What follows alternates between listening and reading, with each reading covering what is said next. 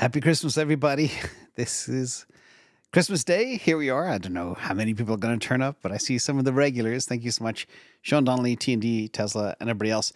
Today is kind of interesting because I just noticed one thing, which I thought was quite surprising, but the channel in the last 4 years since we began has done over 100 million views. So I just want to point that out and thank you all. But the other bizarre thing about this 100 million views is the average duration of watch time is 22 minutes, which is 3 times higher than other channels. So hopefully I'm not boring you all and we go long and fast. So here today, I'm going to answer questions you may have where we are on Christmas Day. We can look at anything you want, charts, etc.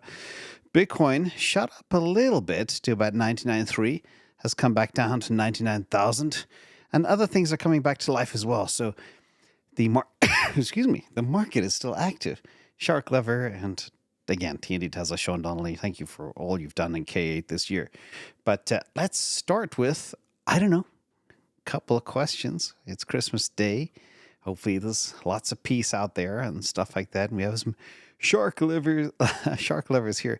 And by the way, the FUD is also flying out there regarding all sorts of stuff. You know, people spreading FUD about MicroStrategy, who also believe the NSA is behind Bitcoin. So again, always check the source when you see FUD that's out there. So let's get into it. Let's do some go straight into it. MicroStrategy stock dilution. I made a very detailed video on that the other night, late at night. I've actually crunched a whole bunch of numbers on what I believe the expectation is for MicroStrategy in a very sophisticated model in the year 2025. So I'll walk you through it because I share the model itself in a video on Friday, I think. A couple of things that are on the docket. Every year I do my 2025 predictions, which are extremely precise in terms of actual numbers. I don't like people that say fluffy things. I like to be very precise. So that's coming on Friday. Also, my scorecard of my 2024 predictions is coming tomorrow. So see how I did. Can you rely on my data and my predictions? And I always strive to be 80% correct. We'll see how close I got. Some things right, some things wrong. But back to the MicroStrategy model. What I've done is calculated how much ATM and how much convertible bonds they'll do next year, the average expected price of the shares, how much Bitcoin they could buy on top of their 444,262 Bitcoin they have today. I reckon they will not be able to add 444,000, but they might be able to get to 400,000. And I'll talk about what that could do to the share price and the Bitcoin price. Because remember, he is the biggest buyer in town, all right? He dwarfs the ETFs, especially over the last 7 or 8 weeks. It's a force to be reckoned with, and it's all about game theory. The person that moves first wins, but you need courage to move first as well. David Sloan, thank you for coming too. To anyone who owns Solana and MicroStrategy, I'm sorry it tanked. I happened to buy both. Yeah, well, that's the funny thing about markets. Not everything goes up at the same time. And you got to remember the performance of Solana in 2023 and for moments of 2024. But again, the cream always flows to the top. If you follow this channel, I only pick assets that are basically winners in their class, whether it be a proxy like a MicroStrategy or a blockchain like Solana or a disruptive company like Tesla or Bitcoin, etc., etc. So very heavy concentration in winning assets. And that's my philosophy that was able to change my life. Bitcoin's back above 99,000. We are literally very close to 100K. We could hit it today on this Christmas Day, depending on the time zone you're in, of course. But let's go to some more questions. And more. So let's see. Yeah, and I know it's weird thing. One of my disciplines is a note here that somebody bought MicroStrategy at 433. Sometimes it's important to get your position early and not necessarily chase after a big run, because then you can be left high and dry. But, we'll get back to that level. Don't worry. 433, I'm very convinced, again, with all the stuff that they're doing. Steve, let me see. I started following your advice. I don't give advice. No. I share data so you can make your own decisions. I appreciate you, and a Merry Christmas to you too as well. And Kamikaze Creations, don't chase, replace. Exactly, Jordan. Such an important rule. If something runs, especially a big spike, you don't want to be the one chasing that spike ever. And we have Beardy here as well. Hey, Beardy, hope all is well. And thank you for all your great humor during the year. Let me see. Call me 1501. James, as you adjust holdings at year end, any new finds? Well, my plan always, we're over halfway through the bull run, maybe close to 2/3. So now I start getting super, super conservative. If you start going hard into things here now, the odds are stacked against you, but there are still things that we can find. We found Zeus. We speculate a little bit around MicroStrategy, which is also a tricky one. Hedge some positions, but accumulate cash first and foremost. This is the time to start building that reservoir if the bear market comes or if we get a big dip. So I have been focusing on that. I haven't been buying that much at all. The odd thing here and there.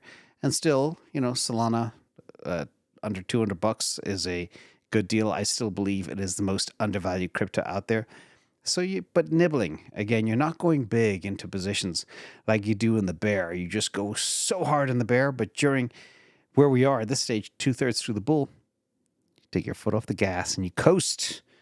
And then you look for profit-taking opportunities. And again, there's another rule too that's very important is selling too early isn't a bad thing. A lot of people have a mixed emotional reaction. If they sell something at 200 and it goes to 250, they feel they left an opportunity on the table. In fact, that pain of that lost opportunity is more than the pain of a loss, which we have dug into as well. So human psychology is amazing and it's complicated. So let's see. Chat. There's actually, from Matthew Hound, Chat is one of the Solana alts. Interesting project. But there's also a new chat thing that Mert was talking about. I can't remember what it's called. Let's see if I can pull it up. But basically, you can set up private rooms to have conversations. And it's gated with a very small fee, which keeps the kind of scammers out. So we'll see. It's called, let me pull up the name of it. It's called Group Chat. Group Chats. You go to flipchat.app is what Mert is testing right now this week. DBF, thank you so much. And please, you guys take care of yourselves and your families, but I appreciate you all for coming. Let me see. What else we got? Yeah, Scooby-Doo regrets selling MicroStrategy at 200. And that can happen. Sometimes, you can flip out of the right asset at the wrong time and then move that money to a different asset which underperforms. The timing of pair trading is extremely difficult, but we're working on finding a way to at least make that a little bit more of a scientific approach. So that'll be coming out in the new year. Fingers crossed if we can crack the code. Chippy, I have I keep, when you say your percentages, make sure there's no way people can map your name back to who you are, or else you become a target. And remember as well, don't answer any phone. Don't answer any email. Don't click on any links. Don't give anybody anything, no matter how much you think you can trust them. All right? It takes a lifetime to make it and a second to lose it. Let me see. Christian Miller. How come we have a crypto winter again at 250K at 2027? Well, I don't know. I actually have my new targets for Bitcoin. I've upped mine a little bit for this bull market because of the crazy buying that's happening. And again, one player in 7 weeks bought 1.2 years of Bitcoin supply. That's Michael Saylor. That is not sustainable, ladies and gentlemen. We're going to get some type of supply crunch. And we see as well the amount of OTC balances dropping as we speak. So that's a really crazy stuff that's going on right now. Let me see. Tittleblusk in Singapore. Tittleblue in Singapore. I haven't seen you in a while. Should I sell some Bitcoin and invest in alt? So there will be an alt season. We're just not sure when it's going to happen. Right now, we're still having Bitcoin season. But the alt season typically happens later. And when it will happen in 2025. And when it happens fast. So trying to time the position of movement into that is tricky, but it's better to layer into stuff when they're very, very oversold. And that was $177 sol, completely oversold. We discussed on DCA. That's when you stack or whatever your strategy is as well. We got Mopbot here too as well. And we have somebody, I don't know where that name is, Thomas, subscribed to Patreon yesterday. Thank you for being part of the group. Let me see. What level would you add more Tesla from HUDP? So right now, I literally spent 2 years stacking all I could of that thing. During the so-called Tesla bear, I wasn't buying Bitcoin or stuff like that. I was just stacking Tesla, low 100s, mid 100s, even up as high as 250. Right now, my new threshold to nibble, again, not going big, because I don't want to blow up my cost basis, which is very low, but low 400s would be a target. Will we ever see that again? I'm not sure. I'm also covering that in my 2025 predictions with price targets and all the good stuff that's coming. It's absolutely insane what this company is going to do next year. And just watch this space. And thank you all for being patient with Tesla. But we have Diano here, a Cardano fan, and we love all people in this space, okay? So everybody don't be religious or cultish or tribal about your assets. You can invest in whatever you want. Yes, Sacramento Satoshi, Tesla's breaking it hard. The run into the close yesterday was something to behold. It shot up $38 in a day, nearly 8%. For an asset that's $1.5 trillion market cap. That's a very, very big move.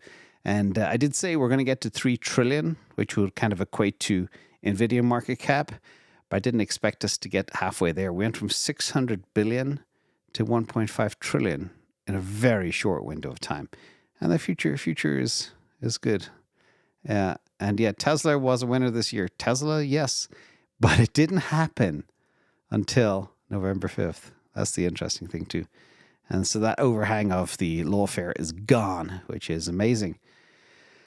Long-term capital gains. Yes, watch your taxes. One of the things that I do towards the end of the year is I clear my shelves. I look at what I have and I ask myself a very simple question. Would I buy it at this price? If the answer is no, or do I believe it has no more upside? Then I bounce. I leave it and I sell it. So always take some profits and build up that nest egg too. Elizabeth Loper, your KPM has changed my financial future. Fantastic. Female here. Woohoo. Look forward to seeing the number grow. Yeah. It's been 2023 and 2024. Everybody, I want to remind you, it was extraordinary. We're in... there will still be extraordinary gains to be had, but maybe not necessarily as much in crypto. So beware of that. You know, to go from something like $10 to $100 or $10 to $200 is a big move. But when you're at $200, don't expect it to do another 10x. It's not going to happen. It might do a 2x or a 3x at best. So set those expectations very carefully, and also remember to take some chips off the table. Hey, Coin Operated, you are the MVP this year. Thank you. So this is Chippy. Will you be selling your Sol if and when Tabby model hits the red zone? The Tabby is the top and bottom indicator we built, and it depends. So we're facing a very strange situation. I've always said for years now that the impact of the Bitcoin halving, which triggers hardness in the asset, may be more subdued in the future. And at the same time, the impact of the bear market, the drawdowns may be a lot less because the perpetual bid coming in from the ETFs, coming in from players like MicroStrategy, new treasuries are being added every day. I think we just had a new treasury pop in. Matador, Canadian RWA tokenization firm, just put Bitcoin into its treasury, $4.5 million. Again, not a big buy compared to $1 billion, but all these little companies are coming away. And for some reason, most of them are Canadian. So the Canadians, they want to get out of their Canadian dollar and move into Bitcoin as quickly as they possibly can. So it's crazy. I expect an awful lot more treasuries. So this continuous treasury buying and nation state and pensions, you know, and following the BlackRock allocation of at least 2 to 5% in a portfolio, and people moving away from bonds, the sky's the limit for Bitcoin, and it's harder than ever before. There's not as much coming, and the miners aren't even selling. So it's a perfect setup. We may not get that nasty bear. So will I be selling on my Sol? I look at fundamentals. Right now, Solana handles 67% of all transactions in crypto. One chain from 30,000 chains. 2/3 of the action happens on one chain. That tells me the future is very bright. And as long as adoption goes to the moon, we should do incredibly well in the very near future. So just bear that in mind as we go forward. Let me mute some notifications. Got people pinging me, sending me stuff, by the way. Research. Actually, we can blast through some of the good news coming in too. Solana transaction count, again, hitting new all-time high. It's currently 70 million.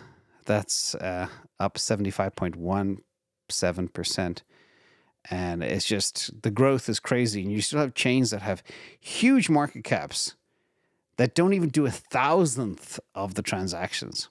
So something has to give in time. So the question is, Chippy, will I sell my Sol? I don't know. If it remains the winning chain, there's no reason. You don't sell your winners. If things run out of gas and adoption slows down, then maybe yes. Cuban Scouser, thank you so much.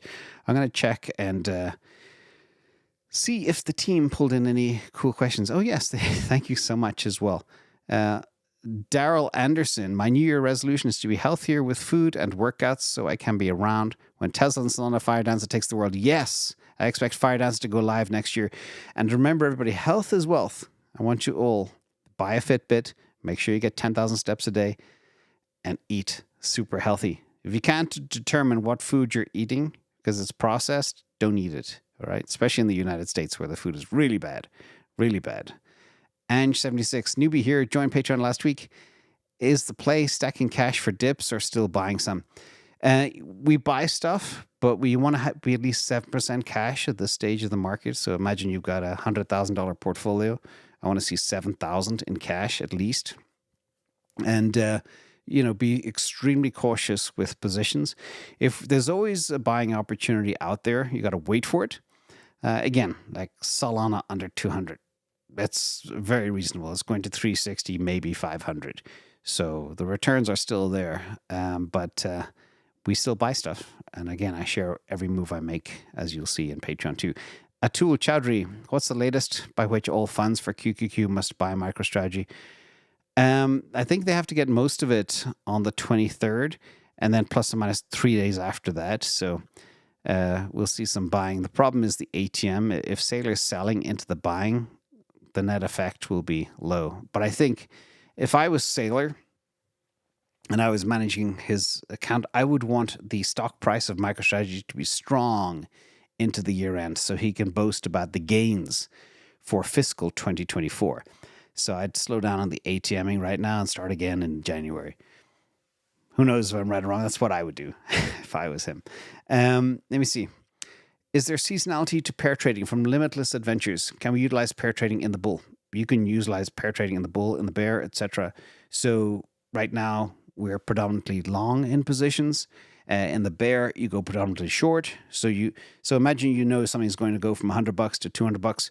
You go long hard, and then imagine that same asset you think is going to go from 200 to 100. You go short hard, and then when they run out of long steam or short steam, then you flip to something else and jump on that as well.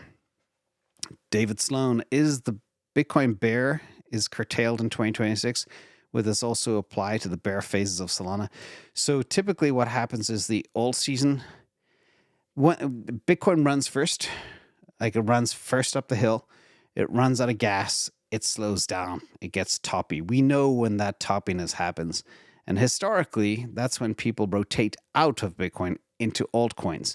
So a lot of capital then starts chasing the alts, and they run real fast because they're smaller. And then they make much more gains in a much shorter window of time, and they run out of steam faster too. So sometimes alt season is like 3 weeks, 4 weeks. So be ready for that. If it happens this year, remember, Bitcoin is a different asset, store of value versus disruptive blockchains that are taking over the world. So it'll be very, very different. Let me see. Crypto Knife, can you explain the risks of selling covered calls against leaps? I do it all the time. A couple of big positions I hedged was like Clean Spark at $20, sold a covered call against it, and I was already in a credit for that from options trading. But imagine your cost basis is a credit of $1 and you sell a $3 call, even though the price fell from $20 all the way down to 10, which is a pain.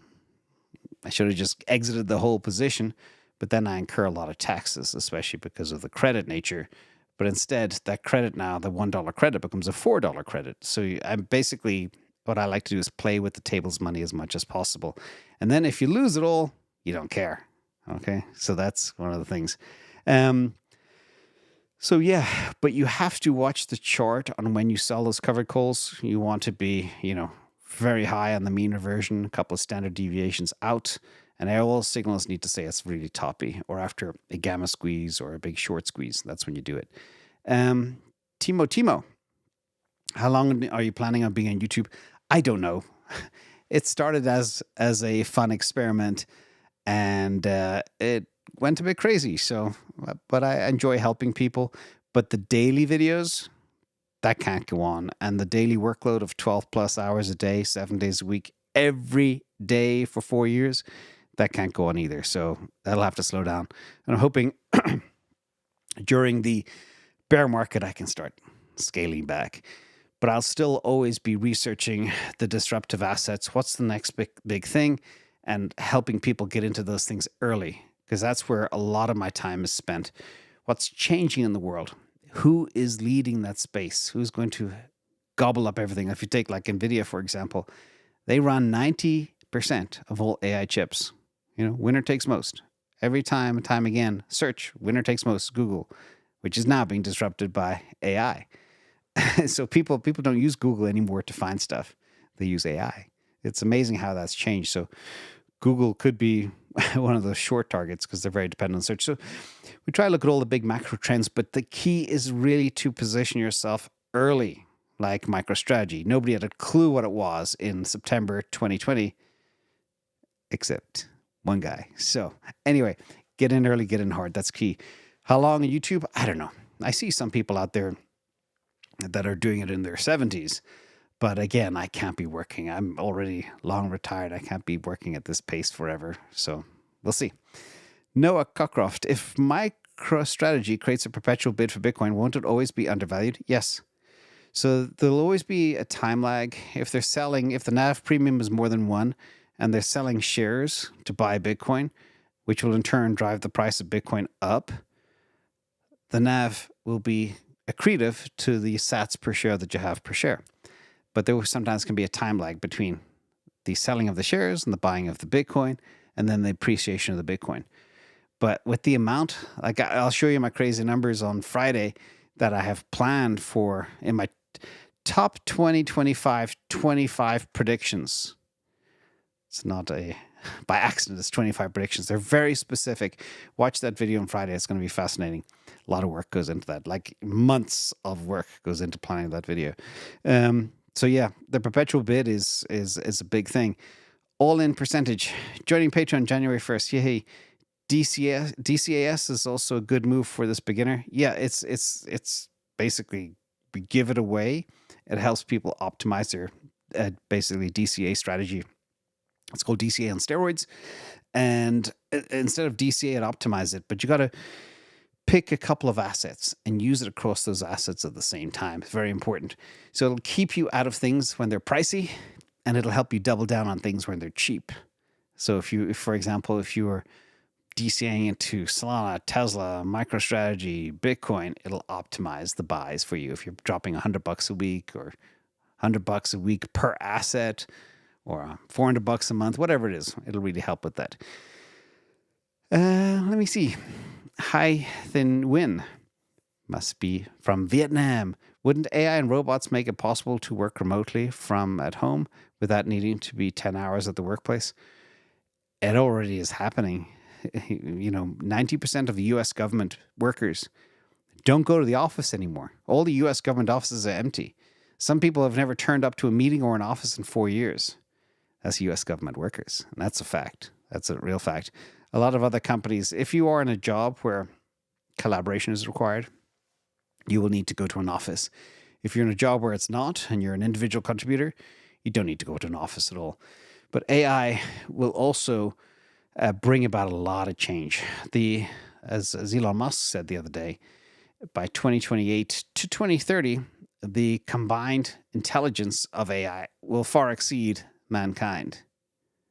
I'll repeat that because it's too profound to miss. The combined intelligence of AI on the planet by 2028, or definitely by 2030, will exceed all of human intelligence. So another one of my predictions, which is very interesting for Friday's video, is the fact that consider doing a job like, they used to say back in the day, white collar jobs were the thing. No, the future is blue collar jobs. Doing things that robots cannot do. Okay, that's where the money is going to be made. If you are easily replaced by AI or a robot, you need to figure out a new career path. So if you're thinking about just wanting to work from home, that's already happening. That's a done deal. But position yourself very carefully. Think about things that cannot be done. Carpentry, plumbing, electrical, creative skills. All that type of stuff will be extremely important in the future. Let me see. Prospective trades. As the year end comes to an end, how do you recap the year's prediction to sharpen your edge, to qualify how you did, improve for next year?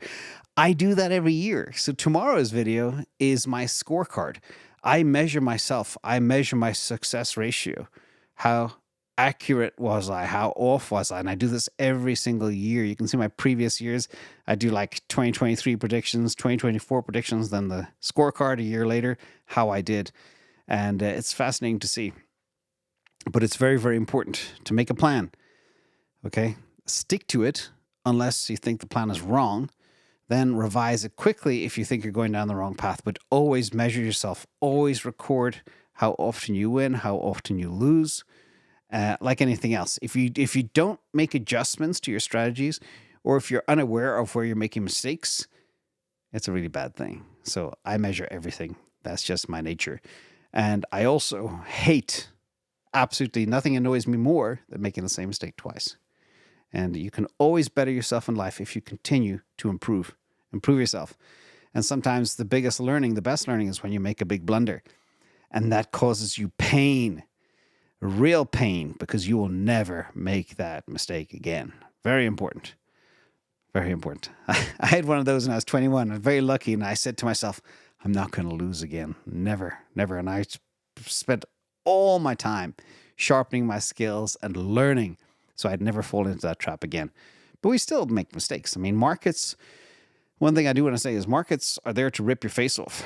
If anybody thinks investing and trading is easy, it's not. There are millions and millions of professionals in the space, and 95% of them can't even beat an index. Okay? So if you're in a position to beat an index, you're smashing millions of professionals. Okay? So bear that in mind. But investing is really tricky. Always be humble. Always be aware of how dangerous the markets can be. Let me see. Thunder Bear, you mentioned the other day that SUI at fair value now compared to the others. How can you elaborate on that? So we have 69 ratios. We compare all the top smart contract platforms, layer ones, layer twos together. And these ratios are things like market cap per transaction, market cap per daily active user, etc., etc. Tons and tons of them. And they go into a composite model, and it appraises and ranks the asset on a chart. And it shows you what's leading, what's not. And if you look at actually SUI, it's about a month ago, SUI was on par with Solana from a valuation perspective. But now it's actually way more expensive. It's like 2.5 times more expensive than Solana is based on the usage, because Solana does a lot more transactions. So that's how we do it. And that's how I was able to identify Solana in 2021 as being the ETH killer, because I had all the data and you could see that it did not make any sense. I remember distinctly, I said in a tweet, which is still out there on the internet in 2021, I said it makes no mathematical sense for the market cap of Cardano to be higher than Solana, considering all of these 69 different metrics. And then Charles Hoskinson took the time to ridicule me online, and I never forget that. I never forget. I didn't attack him back, but I never forget. So, shout out to Charles. You remember me now. See? Anyway, math works. Data works. And that's how you identify things early. 1% milk. Where'd you get that tracksuit? This is called a Slavic tux. So, I got it as a gift years ago. So, it's what I wear to just relax. Today's a relaxing day. So, it's my relaxing uniform. Luke, how does a company like MicroStrategy secure the storage of the Bitcoin? They have multiple custodians that help them secure it with the most extreme levels of OPSEC you could imagine. In fact, a large part of that is disclosed in their Bitcoin Treasuries road trip that they did to help companies, corporations embrace Bitcoin. Chris, how much weight do you put into the Pi cycle top indicator? So our tabbing model is based off 21 different live on-chain indicators. So it's in there, but it's the weighting is very small. It's less than 5%, if I recall correctly.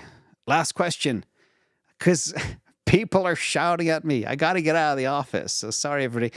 I just want to say thank you, everybody, for coming. And last question from Placebo Gazebo. I love that name. So are you saying a linear regression with 2 standard deviations is a good chart? No. Not linear regression, a mean reversion. So, and mean reversion is a function of the settings that you tie into the asset and the time frame you look at. It's not as trivial as you think. And thank you for your super sticker as well at Green Candle, Daryl Anderson, AC1, Ashley Diego, Dog1, Digital Assets US. Thank you for all the great photos and shares, and I hope your puppy's doing well. Investing KO, Forrest M, Crypto Katana, Remy Penny, Titblusk. I always have a hard time saying that. I don't know if SG stands for Singapore or whatever else.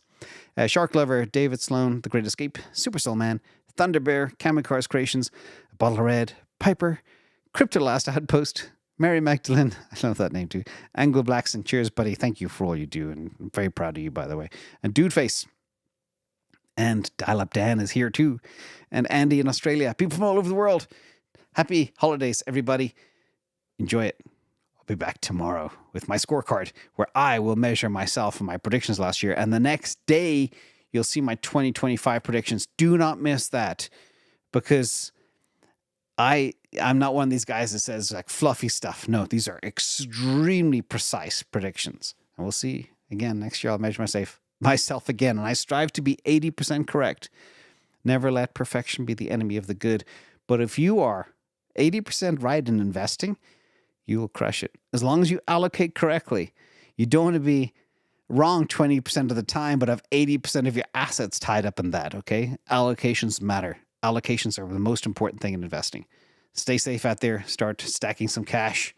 We're 2/3 nearly the way through the bull market. And 2025 is still going to be great. And before I wrap, by the way, I didn't check the Bitcoin price because I was talking to you guys. Bitcoin just under 99K. Solana, $197. Ethereum, 3,400. Yeah, it's quiet day, low volume. Everybody stay healthy. Eat well, be merry, spend time with family. Thank you all. See you tomorrow.